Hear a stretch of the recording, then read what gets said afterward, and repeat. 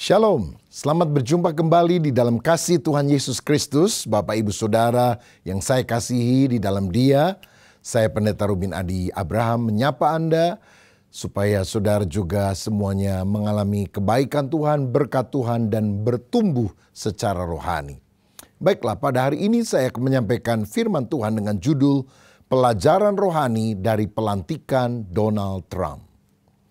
Seperti yang kita ketahui bersama, tanggal 20 Januari 2025 yang lalu telah dilakukan pelantikan Donald Trump sebagai Presiden Amerika Serikat yang ke-47 di Gedung Capitol, Washington DC, Amerika Serikat. Ini adalah masa jabatan yang kedua dari tahun 2025 sampai 2029. Sebelumnya Donald Trump pernah menjabat pada tahun 2017 sampai 2021 sebagai Presiden Amerika yang ke-45 yang kemudian diganti oleh Joe Biden. Tapi kali ini dia terpilih kembali pada second term atau masa jabatan yang kedua. Pelantikannya dihadiri oleh banyak pemimpin dunia, para tokoh politik, termasuk juga para tokoh penting dari media teknologi seperti Elon Musk, Mark Zuckerberg, lalu CEO dari TikTok, Amazon, Google, dan lain-lain. Dari Indonesia saya mendengar Bapak Luhut Binsar Panjaitan menjadi utusan resmi dari Presiden Prabowo untuk hadir dan juga seorang pengusaha Indonesia yaitu Bapak Haritanu Sudibyo yang juga seringkali melakukan kerjasama bisnis dengan Donald Trump. Saudara, doa pada pelantikan itu dipanjatkan antara lain oleh Dr. Franklin Graham yang adalah anak daripada seorang pendeta yang sangat ternama di abad 20 yaitu Dr. Billy Graham almarhum. Nah, saudara-saudara, kenapa saya membahas tentang hal ini? Bukan karena saya pro Trump, saya juga tidak memilih dia karena saya memang bukan warga negara Amerika Serikat yang punya hak pilih. Tetapi karena Donald Trump adalah pemimpin Amerika Serikat yang merupakan negara besar dan punya pengaruh luas di dunia, maka dampaknya akan dirasakan oleh seluruh dunia termasuk Indonesia. Dan tentu saja saya tidak akan membahas dari sudut politik, tapi dari sudut rohani. Nah, yang pertama saya melihat pelantikan Donald Trump menunjukkan bahwa Allah berdaulat menetapkan pemimpin. Kalau kita baca dalam Daniel 2 ayat 21 dikatakan dia yang mengubah saat dan waktu, dia yang memecat raja dan mengangkat raja. Dari ayat ini kita tahu bahwa Allah memiliki kendali penuh atas dunia ini. Dia berdaulat untuk memilih siapa yang diinginkannya untuk menjadi pemimpin suatu bangsa. Maka pelantikan Donald Trump lepas dari kontroversinya, lepas dari pro dan kontranya, harus kita lihat sebagai bagian dari rencana Tuhan yang seringkali melampaui pemahaman manusia. Kalau kita lihat lebih jauh dalam Roma pasal 13 ayat yang pertama, firman Tuhan juga berkata demikian. Tiap-tiap orang harus takluk kepada pemerintah yang di atasnya. Sebab tidak ada pemerintah yang tidak berasal dari Tuhan. Dan pemerintah-pemerintah yang ada ditetapkan oleh Allah. Saudara lihat misalnya di Indonesia.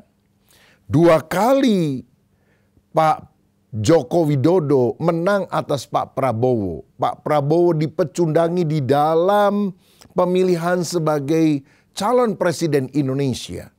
Tetapi selanjutnya sekarang yang menjadi presiden Indonesia adalah Bapak Prabowo Subianto.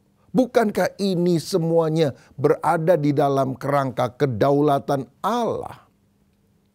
Bahkan saya mau katakan Allah bisa memakai seorang raja kafir seperti Kores atau Cyrus dari Persia untuk melaksanakan maksudnya. Dalam Yesaya 45 ayat 1, inilah firmanku kepada orang yang kuurapi, kepada Kores yang tangan kanannya kupegang. Biasanya kalau kita mendengar kata mengurapi itu bicara kepada seorang hamba Tuhan, seorang nabi yang dipakai Tuhan untuk menyampaikan pesan Tuhan. Tetapi Alkitab juga berkata bahwa Kores walaupun dia tidak mengenal Allah, dia adalah umat ciptaan Allah. Dan Tuhan mengurapi dia, artinya Allah memakai Kores untuk melaksanakan tugas ilahi. Apakah dia sadar atau tidak sadar? Tugasnya adalah membebaskan Israel dari perhambaan. Karena bangsa Israel ini kan pernah diangkut dan ditawan di Babilonia selama 70 tahun. Waktu itu yang mengangkutnya adalah atas perintah Nebukadnezar, kerajaan Babel yang kemudian dikalahkan oleh kerajaan Media Persia. Dan di kemudian hari Kores inilah yang menjadi raja dari Persia. Saudara-saudara, jadi Kores membuat sebuah keputusan pada masa pemerintahnya untuk mengembalikan orang-orang Yahudi yang tertawan ke Yerusalem dan untuk membangun kembali bait Allah. Yesaya 45 ayat 13 berkata, "Akulah yang menggerakkan Kores untuk maksud penyelamatan dan aku akan meratakan segala jalannya. Dialah yang akan membangun kotaku dan yang akan melepaskan orang-orangku yang ada dalam pembuangan tanpa bayaran dan tanpa suap, firman Tuhan semesta alam." Jangan heran kalau orang-orang yang belum percaya kepada Kristus, Tuhan bisa pakai untuk menjadi alat Allah. Misalnya, ketika saudara sulit membangun gereja dengan izin resmi, ada orang-orang bahkan non-Kristen yang saudara tidak pernah pikir dia akan menjadi alat Tuhan sampai izin gerejanya saudara dapatkan. Apakah ini mustahil bagi Tuhan? Tidak. Allah telah melakukan di dalam rancangannya, di dalam sejarah umat manusia. Bahkan Kores yang adalah raja kafir dipakai untuk melakukan mandat ilahi. Amsal 21 ayat pertama berkata, "Hati raja seperti batang air di dalam tangan Tuhan, dialirkannya kemana saja ia ingini." Jadi Tuhan yang mengarahkan langkah kehidupan seorang termasuk pemimpin bangsa-bangsa. Dari sini saya juga percaya secara luas bahwa promosi itu berasal dari Tuhan. Itu sebabnya, saudara sekalian, kalau engkau bekerja di sebuah perusahaan, di sebuah tempat, bekerja dengan baik, takut akan Tuhan, berprestasi, dan selalu meminta anugerah Tuhan, sebab Tuhan bisa membalikkan keadaan. Tuhan yang mengangkat, Tuhan yang menurunkan. Yang kedua, saya melihat tentang percobaan pembunuhan Donald Trump. Ini mengajarkan kita bahwa Allah pemelihara umatnya. Pada saat berkampanye untuk menjadi presiden Amerika Serikat, Donald Trump lolos setidaknya 2 kali dari percobaan pembunuhan. Yang pertama tanggal 13 Juli tahun 2024 di Pennsylvania ketika seorang muda bernama Thomas Matthew Crooks menembak dia dan hampir kena. Untungnya pada saat itu Donald Trump sedang menoleh melihat big screen yang ada di belakangnya dan tembakan itu hanya kena ke telinganya, tapi ada orang yang meninggal karena dia berada di belakang daripada Donald Trump dan ada beberapa yang luka. Yang kedua tanggal 15 September tahun 2024 di West Palm Beach, Florida, seorang ditangkap karena menunggu hingga 12 jam untuk mengamat-amati dan menyerang Trump, tetapi senjatanya belum sempat ditembakkan ketika dia sudah ditangkap oleh polisi. Luputnya Donald Trump hingga dia dilantik menjadi presiden Amerika mengingatkan kita bahwa Allah itu memelihara dan melindungi mereka yang dipanggil untuk menjalankan rencana atau tujuannya. Kenapa Donald Trump nggak mati? Masih ada tugas yang harus dia kerjakan. Tugasnya adalah menjadi presiden Amerika Serikat. Saudara-saudara, di Alkitab kita juga melihat contoh ada seorang yang bernama Daud yang berkali-kali mau dibunuh oleh Saul. Saul pernah melemparkan lembingnya tapi tidak kena. Saul pernah mengejar dari satu gunung ke gunung yang lain. Tetapi Daud tidak tertangkap. Bahkan di kemudian hari Daud berkata dalam Mazmur 91 ayat yang ke-7 tentang perlindungan Tuhan. 1.000 orang akan rebah di sisimu dan 10.000 di sebelah kananmu, tetapi itu tidak akan menimpamu. Oh saudara, kalau belum waktunya Tuhan, selembar rambut tidak akan jatuh di atas kepala kita. Tuhan pelihara kita karena Dia Allah, gunung batu pelindung umatnya. Makanya Yesus mengajari kita doa Bapa kami, yang salah satu kalimatnya berkata, janganlah membawa kami ke dalam pencobaan, tetapi lepaskanlah kami daripada yang jahat. Itu sebabnya kita perlu berdoa kepada Tuhan, agar Tuhan memberikan perlindungan kepada kita semuanya. Sebelum saudara pergi ke satu tempat, baik sekali saudara berdoa di dalam hati, agar perlindungan Tuhan juga atas kita. Saya pernah saudara-saudara dalam perjalanan pelayanan dengan supir yang mengemudikan mobil, tiba-tiba hampir bertabrakan dengan kendaraan yang ada di depan, lalu direm, dan karena saking mendadak itu mobil saya itu berputar 360 derajat. Waduh, saya udah teriak Yesus, tapi balik kembali ke posisi semula dan tancap gas lagi, melaju seperti biasa, seperti tidak ada apa-apa. Saya percaya ada malaikat Tuhan yang Dia kirim untuk menjaga agar kita selamat. Saya pernah naik pesawat, bukan hanya turbulence, tapi pernah anjlok. Wut! Semua penumpang teriak, saudara-saudara, di tengah cuaca yang tidak bersahabat. Aduh, jantung hampir copot rasanya karena situasi itu. Dan beberapa bulan saya kalau naik pesawat, masih ada kekhawatiran sepertinya, aduh jangan sampai anjlok lagi nih. Tapi Tuhan luputkan, dan sekarang kalau saya naik pesawat sudah bisa tidur nyenyak lagi saudara-saudara. Saya pernah pelayanan di Ambon dan kemudian saya harus naik speedboat ke Pulau Seram. Nah biasanya orang pergi ke sana itu pagi. Nah karena saya masih ada seminar sampai siang, jadi selepas siang itu mungkin jam 3 sore baru menyewa speedboat untuk pergi ke Seram. Dan orang yang mengemudikan sudah bilang, waduh kenapa terlambat sekali waktunya. Karena kita di Seram itu jam 7 malam kira-kira ada KKR di lapangan saudara. Dan benar pada waktu kita naik speedboat itu, ombak begitu besar, mungkin 6 meter saudara. Waduh, saya rasa kecil sekali karena speedboat itu harus dia ketika ada gelombang datang, dia harus berada di atas supaya bisa turun dengan ombak tersebut agar tidak dihantam oleh ombak. Dan dalam situasi demikian, itu speedboat sempat miring saudara, miring ke kanan, miring ke kiri, lalu motornya mati satu. Aduh, semua orang di speedboat itu teriak saudara-saudara. Dan saya tanya kepada satu orang Ambon yang mendampingi saya, apa biasanya begini? Nggak pernah Pak. Yang saya alami juga nggak pernah seperti ini. Waduh, saya jadi gemetar juga. Lalu saya doa Tuhan, saya mengingatkan Tuhan. Masih ada beberapa nubuatan, janji Tuhan yang pernah Engkau sampaikan melalui hamba-hambamu yang belum tergenapi dalam hidupku. Tolong Tuhan berikan aku waktu untuk bisa melakukan kehendak Tuhan. Dan puji Tuhan, Tuhan melindungi, selamat sehingga saya bisa KKR malam hari itu. Dan banyak orang diselamatkan, percaya kepada Yesus. Saudara, kenapa kita masih hidup sampai hari ini? Masih ada tugas untuk kita.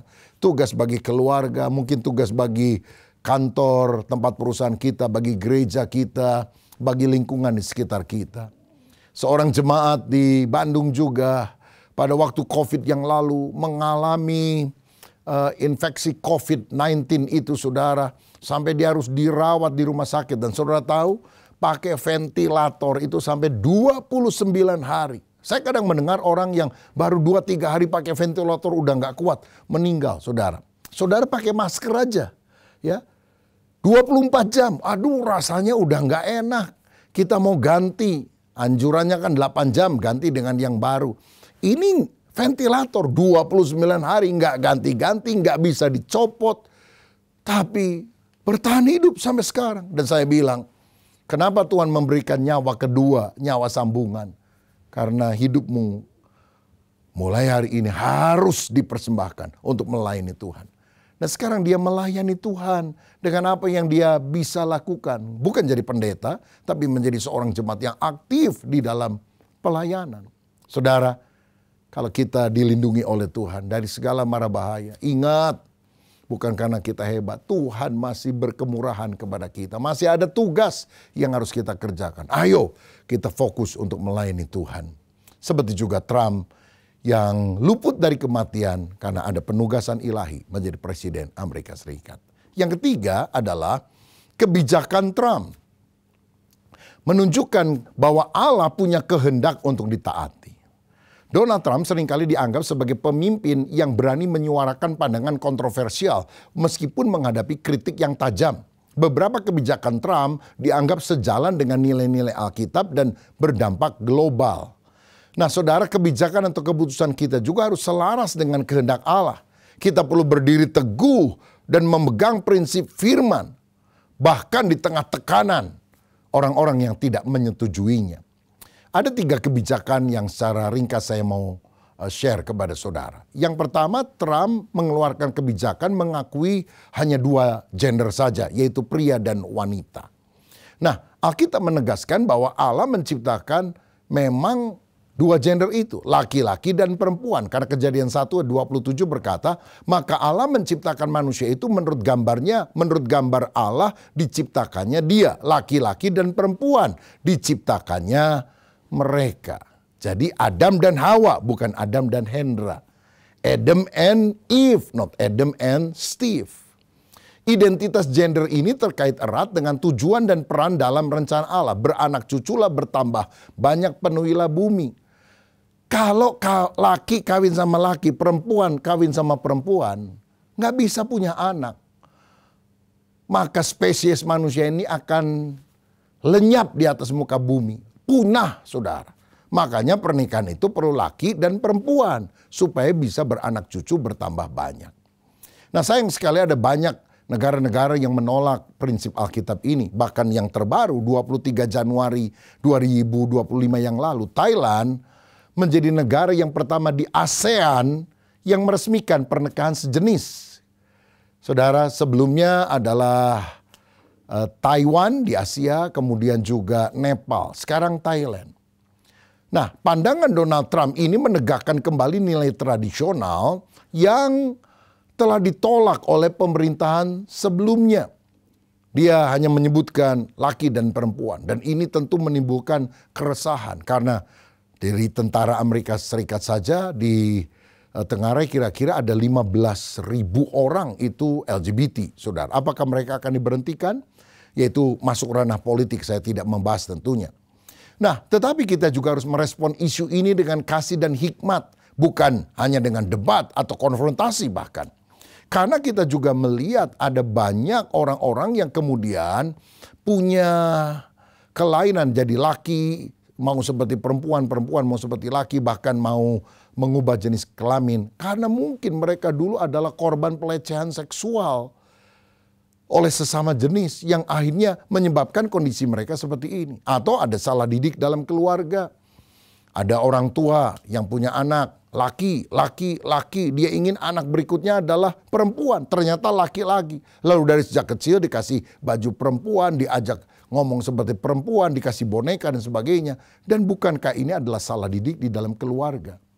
Nah saudara-saudara, kita harus belajar merangkul, mengasihi mereka supaya mereka mengerti rencana Allah dalam kehidupan ini. Bahwa mereka diciptakan sebagai laki-laki atau wanita. Tapi kita tidak boleh menghajar mereka bahkan dengan ayat-ayat yang keras atau dengan kutukan Tuhan dan sebagainya. Kita harus menerima kita. Tapi ingat, acceptance is not approval. Penerimaan bukan persetujuan.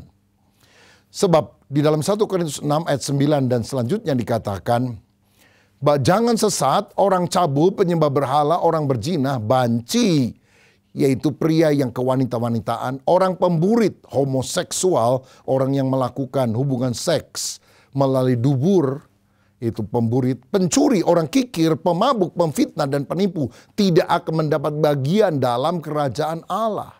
Jadi ayat Alkitab jelas sikap Allah tentang hal ini.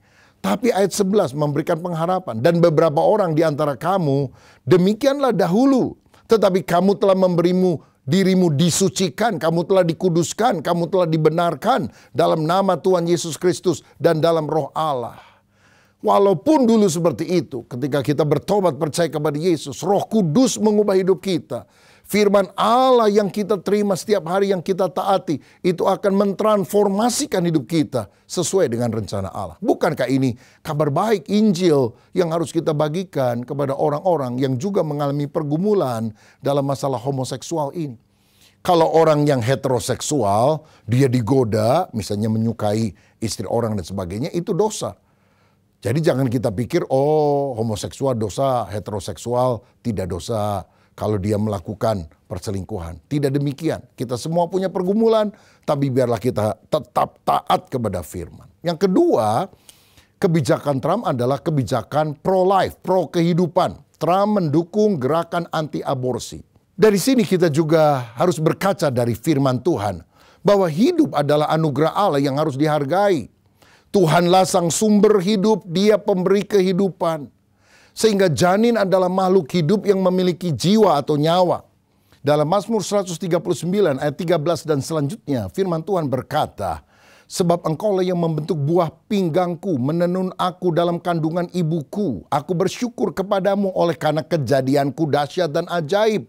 Ajaib yang apa yang kau buat dan jiwaku benar-benar menyadarinya. Tulang-tulangku tidak terlindung bagimu ketika aku dijadikan di tempat yang tersembunyi. Dan aku direkam di bagian-bagian bumi yang paling bawah. Ayat 16, matamu melihat selagi aku bakal anak atau janin. Dan dalam kitabmu semuanya tertulis hari-hari yang akan dibentuk sebelum ada satupun daripadanya. Dari ayat ini dengan jelas kita melihat Tuhan yang menenun dan Tuhan sudah melihat kita selagi kita masih janin atau bakal anak. Berarti sudah ada kehidupan dari saat pembuahan ketika sperma bertemu dengan sel telur. Itu bukan hanya segumpal daging yang tak bernyawa hingga sekian bulan baru kemudian mendapatkan kehidupan dari Allah. Sehingga dengan demikian aborsi adalah pembunuhan karena memutuskan hidup janin yang belum lahir. Titah Allah berkata, jangan membunuh. Ibu Teresa pernah berkata, tempat yang paling tidak aman di bumi sekarang ini adalah dalam janin seorang wanita yang tidak takut akan Allah. Sebab kalau kita berperang dengan negara yang lain, kita bisa lari, kita bisa melawan. Tapi kalau janin mau digugurkan dengan macam-macam cara, bagaimana dia bisa mempertahankan diri? Betapa kita harus menghargai kehidupan seorang mulai dari dalam kandungan. Kita juga harus mendukung ibu hamil di dalam pergumulannya. Saya ingat ketika anak saya yang pertama Jessica sedang hamil dan dalam proses itu dia pergi ke dokter, semuanya bagus. Tapi pada bulan kesekian dokter kandungan berkata, kok saya melihat di bagian atas kepalanya itu dari janin ini seperti ada bintik hitam. Diperiksa lagi lebih teliti, benar. Dan kemudian dia bilang ini bisa ada kelainan. Mungkin nanti dia bisa semacam idiot dan sebagainya. Oh, ini mengejutkan. Dan dia berkata, bagaimana dok sebaiknya? Ya bagusnya dikoret saja. Karena janinnya kelihatannya tidak sehat. Wah, dia mengalami pergumulan, suaminya bergumul, keduanya menangis di bawah kaki Tuhan. Waktu dia cerita saya juga dan istri bergumul di dalam doa. Tapi setelah beberapa minggu mendengar hal itu, saya undang mereka dari rumahnya untuk pergi ke rumah kami makan bersama. Dan saya kemudian tanya, Jessica gimana keputusan kamu? Dan dia bilang, saya percaya apa yang Tuhan beri adalah yang terbaik.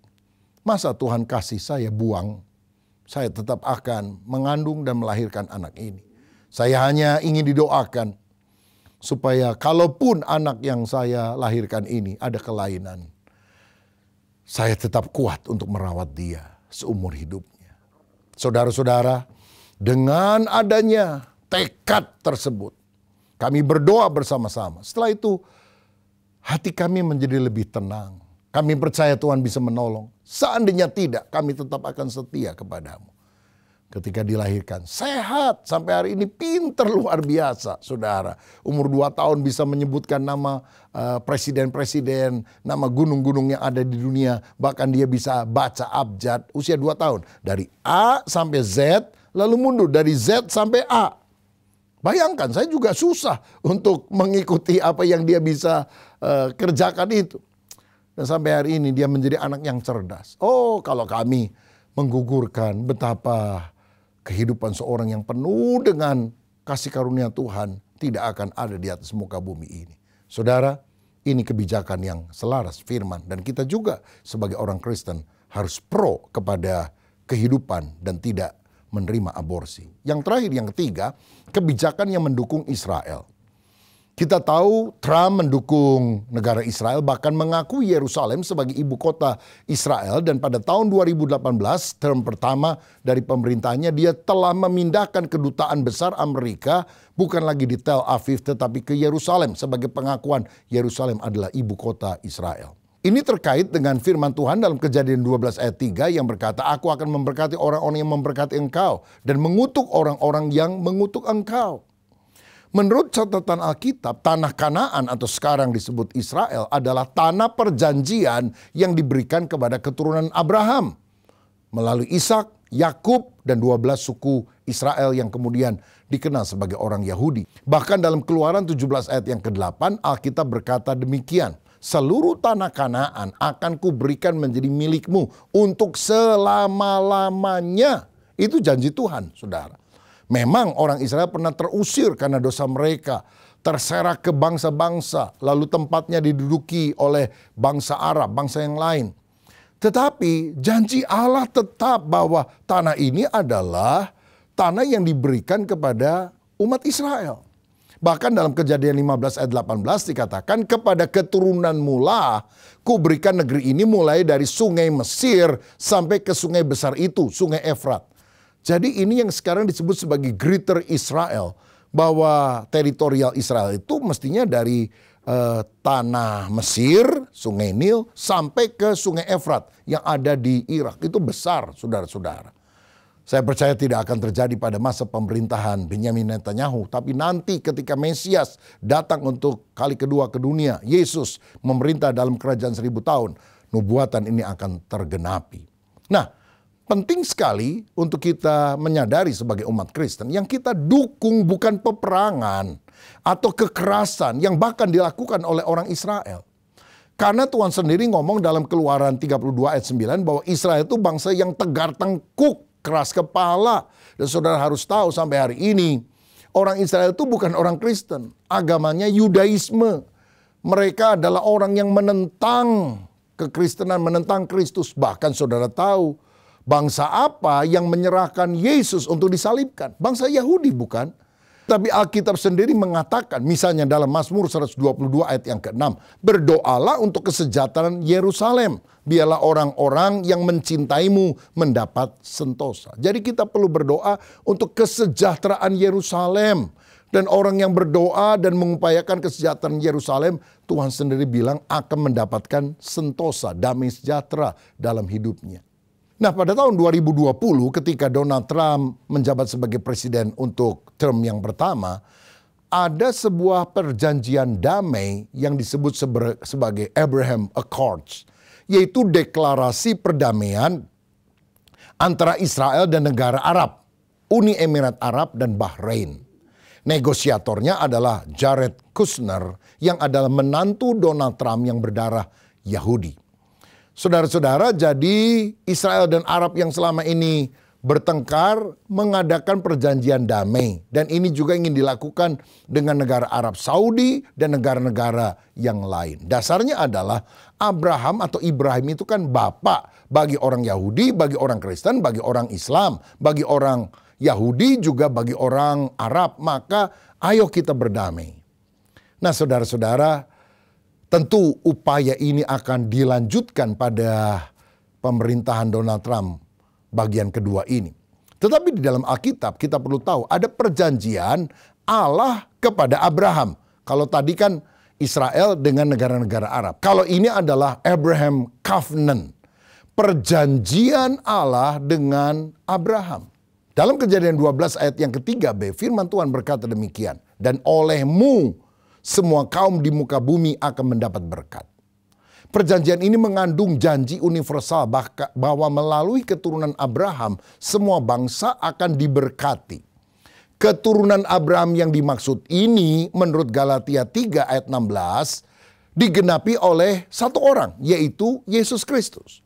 Karena dicatat bukan keturunan-keturunan Abraham, tapi keturunan Abraham. Bukan plural, tapi singular.